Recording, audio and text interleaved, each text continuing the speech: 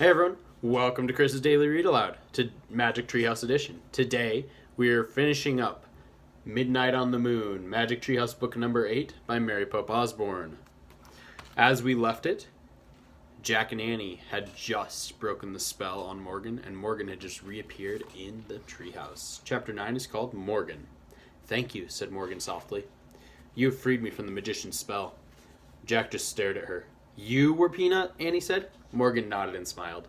Really? You were with us all the time? Said Jack. On all our missions? Morgan nodded again. Why did we have to go on these missions to find a mouse? This mission to find a mouse, said Jack. If you were always with us. To break the spell, we had to be on the moon, said Morgan. You could have broken it the minute we arrived. Oh, that's what you were trying to say, said Annie. We didn't have to leave the moon base at all. Morgan nodded, smiling. But the moon man came along to help us, said Annie. He drew a constellation of a mouse. Is he a friend of yours? Morgan shrugged. Let's just say we had a little talk. He stopped by the moon base while you were out. The same way you had a talk with the ninja master, right? Said Jack. And the monkey and the sorcerer? Morgan nodded. I always squeak to the ones who helped you. But how did they understand you? A mouse, said Jack. Morgan smiled again. Certain wise ones understand the language of little creatures, she said. I bet it was you who turned the pages of the book, said Annie, to show us where to go next. Morgan nodded. But who turned you into a mouse, said Annie. Morgan frowned. A certain person who likes to play tricks on me, she said. His name is Merlin. Merlin, said Jack, the greatest magician who ever lived? Morgan sniffed. He's not that great, she said.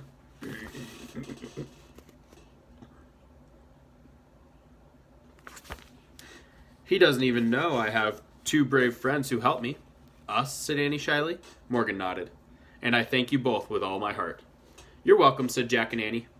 Morgan handed Annie the Pennsylvania book. Are you ready to go home now, she asked. Yes, said Jack and Annie. Annie pointed to a picture of the Frog Creek woods. I wish we could go there, she said. The treehouse started to spin, spun faster and faster and faster. Then everything was still. Absolutely still. But only for a moment. Chapter 10, Earth Life. The midnight woods woke up. A breeze rustled the leaves. An owl hooted. The sounds were soft but very alive. Jack opened his eyes. He pushed his glasses into place. He smiled. Morgan was still with them. He could see her in the moonlight. Her long white hair was shining. Morgan, can you and the treehouse stay here? Said Annie. In Frog Creek? No, I must leave again, I'm afraid, said Morgan. I've been gone from Camelot for a long time. She handed Jack his pack. She brushed his cheek. Her hand felt soft and cool. A bit of moon dust still on you, she said. Thank you, Jack, for your great love of knowledge. You're welcome, said Jack. Morgan tugged on one of Annie's braids. And thank you, Annie, for your belief in the impossible. You're welcome, said Annie. Go home now, said Morgan. Jack smiled. Home was Earth. That bright, colorful world where everything was alive and always changing. Bye, Morgan, said Annie. She started out of the treehouse. Jack looked back at Morgan. Will you come back soon, he said. Anything can happen, said Morgan. The universe is filled with wonders, isn't it, Jack? He smiled and nodded. Go now, said Morgan softly. Jack followed Annie down the rope ladder. He stepped onto the ground. The wind started to blow. The tree started to shake. A loud roar filled Jack's ears. He squeezed his eyes shut. He covered his ears. Then everything was silent and still. Jack opened his eyes. The ladder was gone. He looked through the leaves and the branches of the giant oak tree. Where the treehouse had been, there was only moonlight now. Bye, Morgan, he whispered sadly. Bye, Peanut, said Annie. Jack and Annie stared at the top of the tree for a moment. Ready, said Annie. Jack nodded. They started home. The midnight air felt cool and moist. It was filled with the soft sounds of earth life. Jack and Annie left the Frog Creek woods. They started down their street. Annie glanced up at the sky. The moon looks really far away, doesn't it? It did, thought Jack. It was. I wonder how the moon man can be up there all alone, said Annie. What do you mean, said Jack. I mean, who helps him put on his spacesuit, said Annie. Who helps him get up when he falls down? And who is he, added Jack. Who do you think he was, said Annie. He must be a scientist or an astronaut from Earth, said Jack. No, I think he's an alien, said Annie. From another galaxy. Jack scoffed. What makes you say that?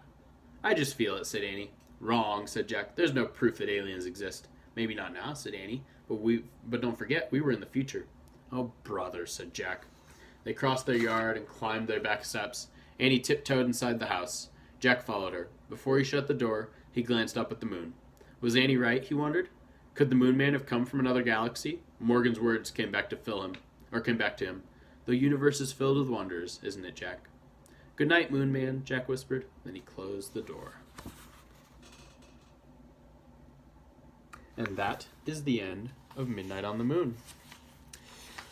Come back again next week on Monday when we begin Book 9, Dolphins at Daybreak. Hope everyone has a great weekend. Stay safe, wash your hands, have a fun one. Bye, everyone.